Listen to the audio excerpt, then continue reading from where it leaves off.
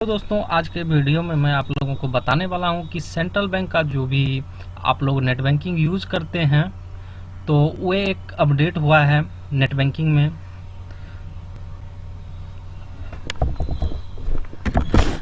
वो जो अपडेट हुआ है, बहुत लोगों को इस नेट बैंकिंग में काम करने में असुविधा हो रही है। तो आज मैं वही नेट बैंकिंग के बारे में दिखा रहा हूँ कि नया जो अपडेट आया है वो किस टाइप से आया है। और अगर आप पुराने वाले नेट बैंकिंग को ही यूज़ करना चाहते हैं तो वे भी इसमें अवेलेबल है। तो कैसे यूज़ करना है और नए नेट बैंकिंग में क्या क्या है न्यू चीज़ें, वे आज की इस वीडियो में हम लोग देखने वाले हैं। तो सबसे पहले मैं अपना गूगल क्रोम ब्राउज़र ओपन कर लेता हूं और यहाँ पे मैं लिख दिया CBI नेट बैंकिंग।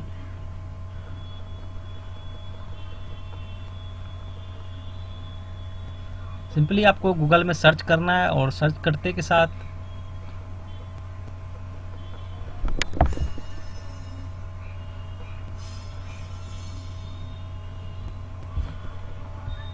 ये जो पहला वाला ऑप्शन दिख रहा है,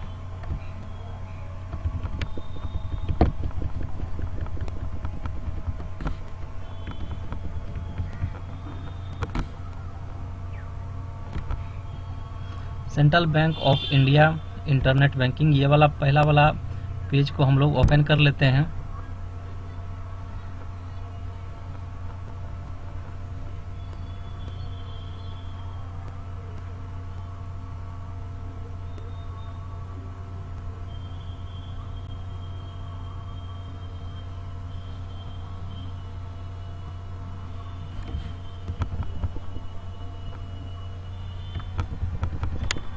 तो ये खुल गया है। तो यहाँ पे लॉगिन वाला जो पर्सनल बैंकिंग लॉगिन है, तो इसको मैं क्लिक करता हूँ और यहाँ पे यूज़र आईडी और पासवर्ड मांगा जाता है और नीचे में आपको कैप्चा कोड डालना है।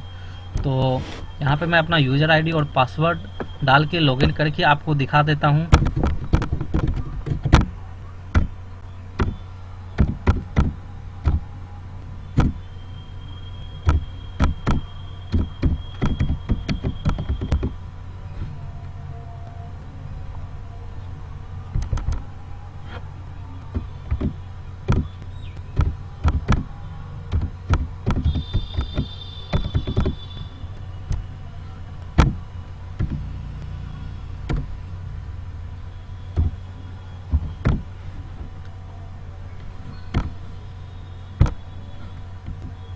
तो यहाँ पे आईडी, पासवर्ड और कैप्चा कोड मैंने डाल दिया और प्रोसीड कर देता हूँ।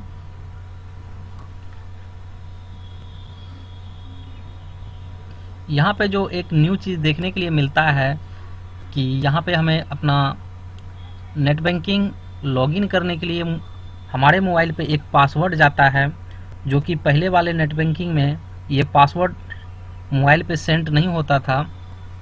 लेकिन ये न्यू वर्जन का जो नेट बैंकिंग है, इसमें जाके पासवर्ड डालना पड़ेगा, तभी जाके आप नेट बैंकिंग लॉगिन कर पाइएगा। तो यहाँ पे मैं अपना लॉगिन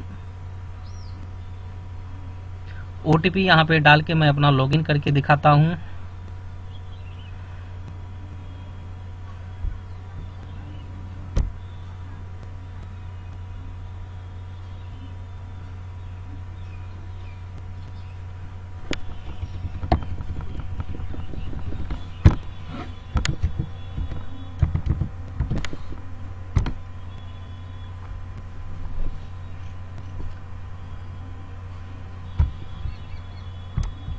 तो यहाँ पे देख सकते हैं ये मेरा लॉगिन हो गया है और लॉगिन होते के साथ यहाँ पे जो है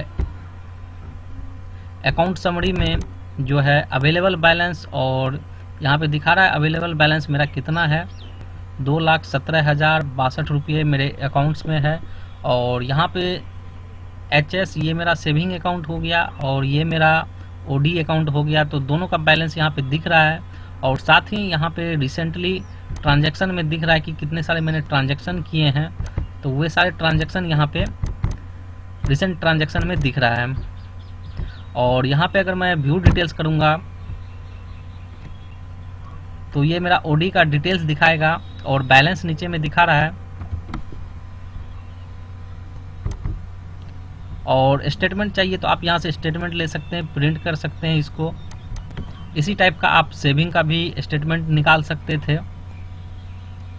तो ये हो गया हमारा न्यू अपडेट जो भी हुआ है।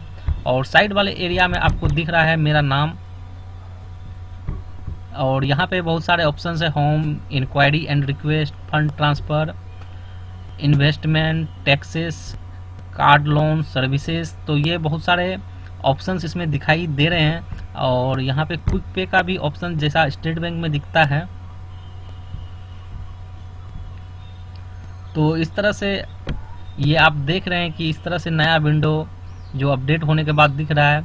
और बहुत लोगों को इसमें अगर काम करने में दिक्कत होगा तो आप इसको पुराने वाले भी वर्जन में खोल सकते हैं।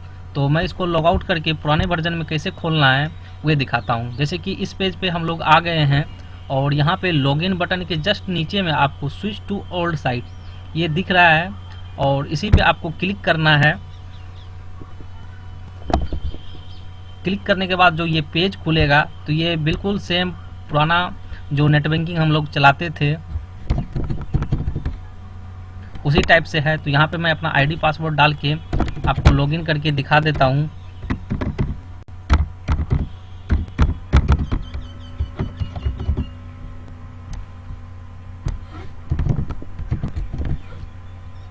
तो आईडी पासवर्ड डाल के मैंने लॉगिन कर दिया है। तो यहाँ पे आपको एक चीज़ दिखने के लिए मिलेगा कि यहाँ पे आईडी पासवर्ड डालते के साथ ये हमारा लॉगिन हो जाता है। लेकिन लेटेस्ट वाला जो नेट बैंकिंग हम लोग यूज कर रहे थे उसमें जो था OTP आता था, और इसमें OTP नहीं आ रहा है। तो ज़्यादा बेस्ट वही रहेगा लेटेस्ट वाला हम लोग जो यूज़ करते हैं, क्योंकि वे लेटेस्ट है और उसमें ज़रूर कुछ ना कुछ नए फीचर्स आए होंगे जिसका अभी तो मुझे पता नहीं है। लेकिन एक सिक्योर फीचर मुझे अच्छा लगा कि मोबाइल पे एक OTP जाता है और उसके बाद ही हमारा नेट बैंकिंग खुलता है। तो इससे लगता है कि लेटेस्ट वाला जो नेट बैंकिंग हम लोग यूज़ करेंगे वो काफ़ी ज़्यादा सिक्योर रहेगा पुराने वाले के मुकाबले में। तो आज का वीडियो मैं यहीं पे समाप्त करता हूँ। और अगर आप लोगों को मेरा वीडियो ये अच्छा लगता है तो लाइक करें, और मेरे चैनल पे नए हैं तो मेरे चैनल को सब्सक्राइब करना ना भूलें। फिर से मिलते हैं एक अगले वीडियो में।